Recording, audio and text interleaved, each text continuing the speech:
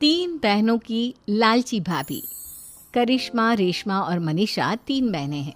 उनका एक भाई भी है, मयंक। मयंक अपनी बहनों को बहुत प्यार करता है, लेकिन मयंक की पत्नी सविता इस मामले में मयंक से बिल्कुल ही अलग है। वो अपनी ननदों का जितना बुरा कर सकती है उतना बुरा करती ही रहती है और अपनी ननदों पर हुक्म भी चलाती है। करिश्मा, करिश्मा, तुमने अभी तक नाश्ता नहीं बनाया? तुम्हारे भैया को ऑफिस जाने में देर हो रही है।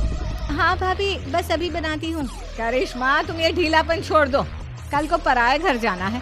वहाँ अगर तुम इस तरह से काम करोगी तो लोग क्या कहेंगे कि माँ ने और भाभी ने कुछ सिखाया नहीं। और तुम्हारी दोनों बहनें कहाँ है?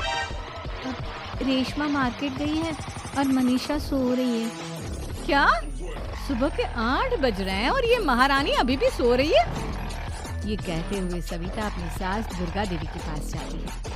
माँ जी, देख रही हो अपनी बेटियों के तौर तरीके? क्या हुआ बहू, सुबह सुबह क्या कर दिया मेरी बेटियों ने? अरे एक तो अभी अभी उठकर किचन में गई है, दूसरी सुबह सुबह बाहर चली गई और तीसरी अभी तक सो रही है। क्या करूं मैं इन तीनों का, मैं तो परेशान हो गई हूँ। जाकर उठा उसे और रेशमा से मैं बात करती हूँ। सविता सीधा मनीषा के कमरे में जाती है और उससे कहती है, महारानी जल्दी उठो, सूरज सर पर आ गया है। भाभी थोड़ी देर और सोने दो ना, मैं रात को लेट सोई थी।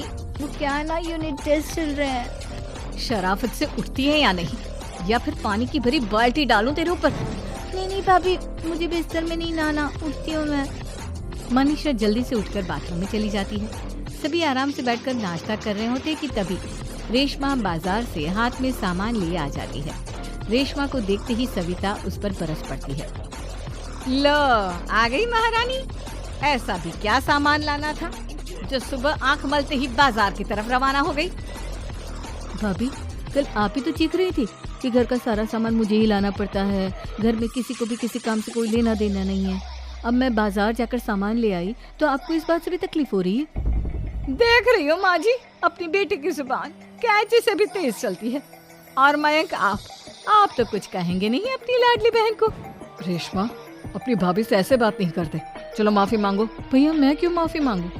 आप भाभी से बोलिए ना कि हम पर कम हुक्म चलाया करे।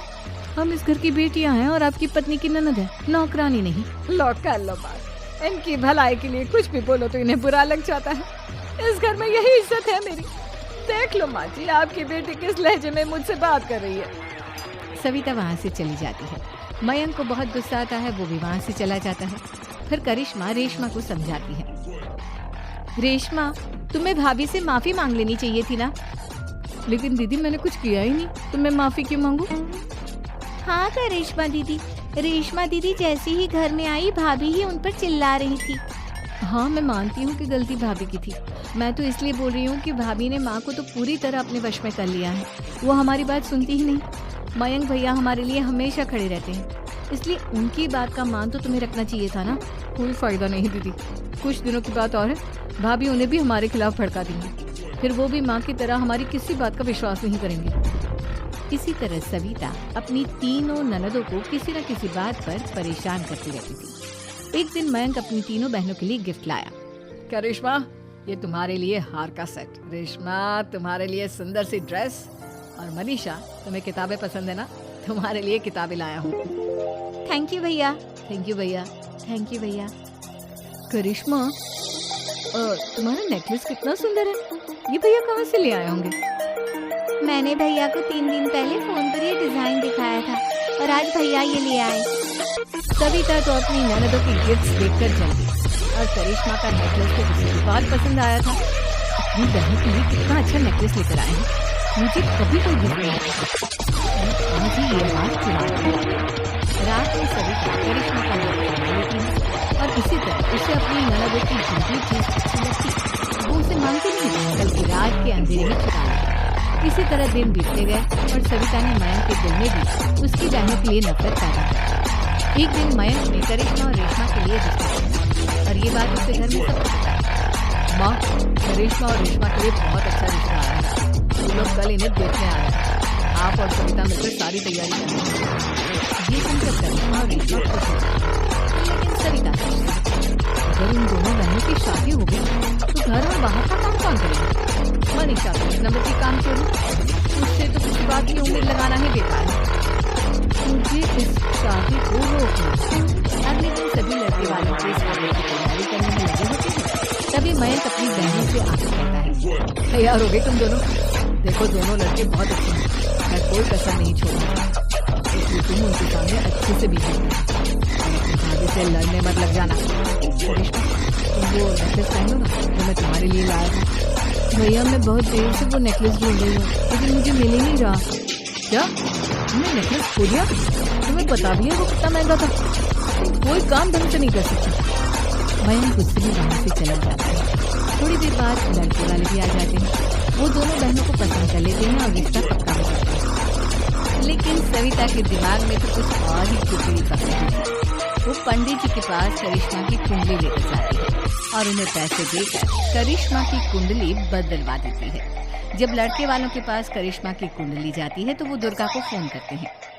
बहन जी, हमने करिश्मा की कुंडली अपने पंडित जी को दिखाई थी। आपकी बेटी की कुंडली नहीं बल्कि दोषों का पिटारा है। देखिए, मैं और मेरे पति इन सब बातों में बहुत विश्वास करते हैं, इसलिए हम आपकी बेटी से अपने बेटी की शादी नहीं करा सकते। इस तरह करिश्मा का रिश्ता टूट जाता है और सभी घर वालों को बहुत दुख होता है। अब कविता सोचती है, चले करिश्मा का तो रिश्ता टूट गया, अब रेशमा का भी रिश्ता तोड़ना है। क्या करूं?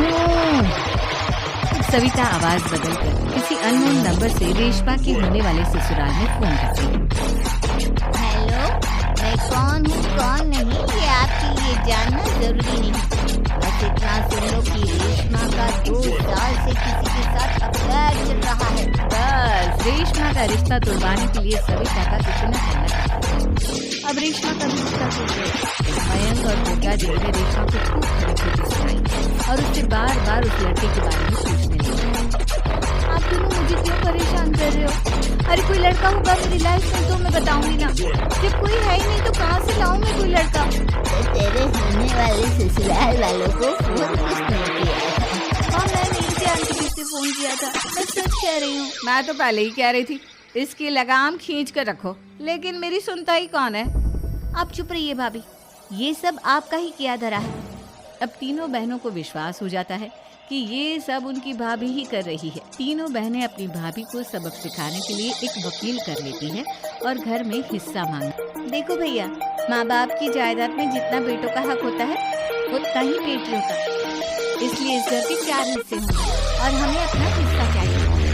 मैंने तुम्हारे लिए क्या क्या नहीं और तुम इस घर में हिस्सा मांग रही हो? भैया, आप और माँ हम बहनों की कोई बात नहीं सुनते और भाभी हमारी शादी नहीं होने देगी क्योंकि उन्हें लगता है कि आप हमारी शादी में ज्यादा पैसा लगाओगे और उन्हें हम जैसे फ्री की नौकरानी कहाँ मिलेगी। तो हम भाभी के साथ तो नहीं सकते। हम बहनों को अपना हिस्सा चाहिए। अरे तुम्हें शर्म आनी चाहिए अपने भाभी पर ऐसा इल्जाम लगाते हुए। और तुम्हारे बारे में कितना सोचती है? हाँ माँ, भाभी हमारे बारे में बहुत सोचती है। दिन रात बस यही सोचती रहती है कि किस तरह से अपनी तीनों ननदों को परेशान करें और कभी मुझे पढ़ने भी नहीं देती। दोनों बहनों का रिश्ता भी तो इन्होंने ही छुड़वाया है और रात में हमारे कमरे में आकर हमारी चीजें भी चुरा ली। इसी तरह सविता की तीनों ननदें अपनी बात पर खड़ी रही। अब कोर्ट में तारीख भी शुरू हुई। जब सविता को लगा कि उसकी तीनों ननद इतनी आसानी से नहीं मानने वाली तो उसने अपने पति और सास को सारी सच्चाई बताई और अपनी तीनों ननद से माफी मांगी। मयंक और दुर्गा को भी अपनी गलती का एहसास हो गया। अब सविता खुद करिश्मा और रेशमा के लिए अच्छा रिश्ता ढूंढती है और उनकी शादी करवाती है।